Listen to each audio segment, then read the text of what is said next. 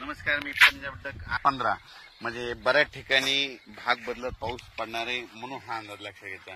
म्हणजे विखुरलेल्या स्वरूपात सांगायचं झालं तर परभणी जिल्हा, लातूर जिल्हा, बीड जिल्हा, धाराशिव, त्याच्यानंतर नगर जिल्हा, त्याच्यानंतर जालना जिल्हा, संभाजीनगर, सोलापूर जिल्ह्यात आज बऱ्याच ठिकाणी विखुरलेल्या स्वरूपाचा पाऊस पडणार आहे म्हणून हा अंदाज लक्षात घ्यायचा।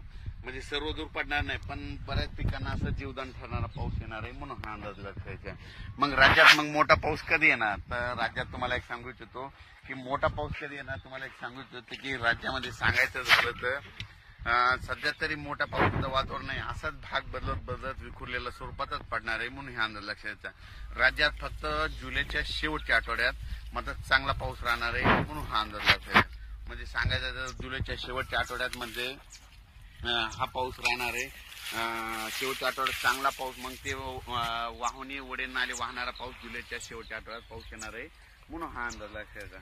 पण राज्यात सध्या तरी मात्र पूर्व विदर्भ झालं, पश्चिमी विदर्भ झालं, दक्षिण महाराष्ट्र, उत्तर महाराष्ट्र, कोकण पट्टी, खानदेश सर्व दूर असं उडे नाले वाहतील तसा पाऊस नाही। फक्त आज मात्र 14 आणि 15 जुलैच्या दरम्यान मात्र दुपारी 3च्या नंतर बऱ्याच ठिकाणी पाऊस पडायला दिसेल। भाग बदलत पर्सनल काहीला सोडून देईल, कुठं पडेल कुठं नाही म्हणून हे लक्षात येतं।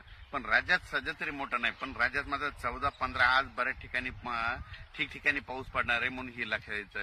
राज्यात नंतर काय होणार आहे, 18च्या नंतर परत एकदा वातावरण चेंज व्हायला सुरुवात होणार आहे।